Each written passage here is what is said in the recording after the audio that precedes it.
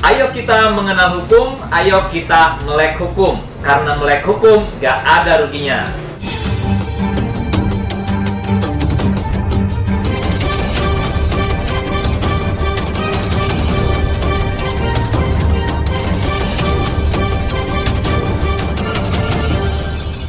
Assalamualaikum warahmatullahi wabarakatuh. Hai sahabat subscriber semuanya, apa kabar hari ini? Semoga sehat, sukses, bahagia, dan penuh berkah. Amin ya robbal alamin. Jumpa lagi bersama pengacara santuy. Hari ini saya akan berangkat menuju lokasi objek sengketa untuk survei objek sengketa yang sedang kita tangani perkaranya. Sebelum berangkat, saya akan membahas pertanyaan subscriber yang bertanya dengan pertanyaan yang sangat unik menurut saya, yaitu pertanyaannya, apakah bisa seorang pacar menggugat pacarnya yang selingkuh atau menuntut secara pidana, melaporkan secara pidana seorang pacar yang selingkuh? Pertanyaan unik bukan? Simak jawabannya dalam segmen konsultasi hukum.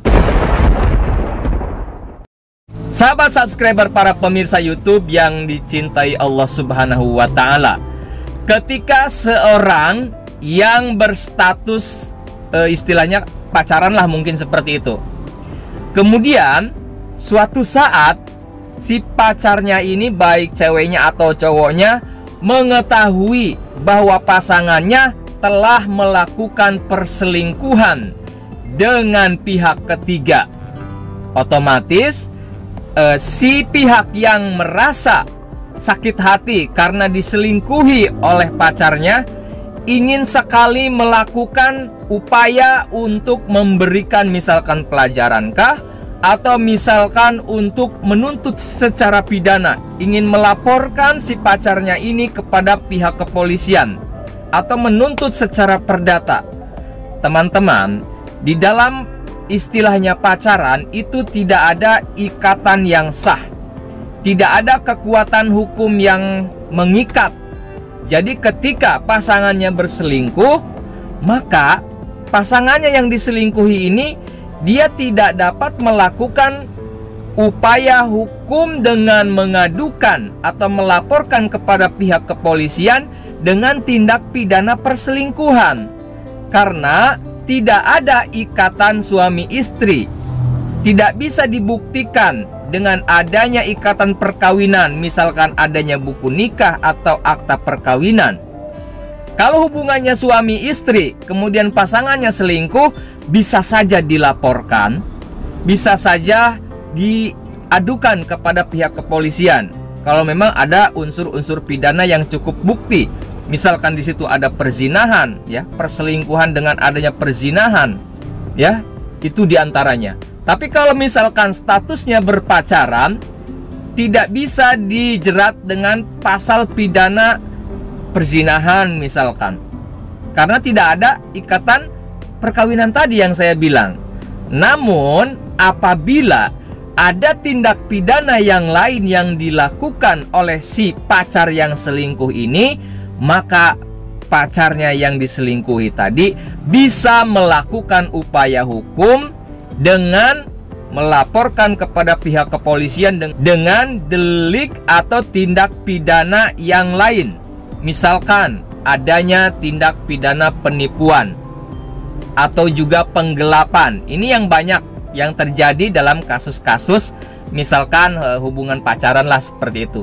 Karena beberapa waktu ke belakang itu ada juga yang kami tangani perkaranya, bahwasanya dua pasangan ini berpacaran, kemudian juga si pacarnya ini ternyata di kemudian hari berselingkuh. Si pacarnya yang selingkuh ini ternyata dia mengambil BPKB motor milik pacarnya. Kemudian BPKB motor tersebut digadaikan. Kemudian uang hasil penggadaiannya tersebut dia nikmati sendiri, dan BPKB yang dia gadaikan milik pacarnya ini dia ambil, dia gadaikan tanpa sepengetahuan dan persetujuan dari pacarnya tadi. Nah, kalau kasusnya seperti ini, maka si pacar yang diselingkuhi tadi bisa melaporkan, ya, pacarnya yang berselingkuh tadi kepada pihak kepolisian, tentu dengan laporan dugaan tindak pidana pencurian, kemudian bisa juga tindak pidana penggelapan, atau misalkan ada unsur-unsur yang lain, melakukan kekerasan, berarti tindak pidana penganiayaan yang kita laporkan, ya. Atau misalkan pernah melakukan janji, atau misalkan pernah berjanji secara tertulis, akan tetapi perjanjian tersebut dilanggar, maka bisa digugat secara perdata. Nah, jadi kesimpulannya, kalau misalkan hubungan pacaran, pacarnya selingkuh, kemudian yang diselingkuhi bisa melakukan upaya hukum atau tidak atas perbuatan selingkuh pacarnya. Jawabannya, tidak ada pasal yang dapat menjerat hubungan pacaran yang berselingkuh. Akan tetapi, kalau ada tindak pidana yang dilakukan oleh salah satu pasangan, maka yang dirugikan, pasangan yang dirugikan dapat melakukan upaya hukum baik secara pidana maupun juga secara perdata, kalau memang sebelumnya ada perjanjian tertulis ataupun juga perbuatan melawan hukum secara perdata. Semoga bisa menambah wawasan bagi kita semua. Apabila video ini ada gunanya, ada manfaatnya, tolong bantu kami dengan cara subscribe ke channel Pengacara Santuy Official. Sampai jumpa di video-video selanjutnya. Assalamualaikum warahmatullahi wabarakatuh.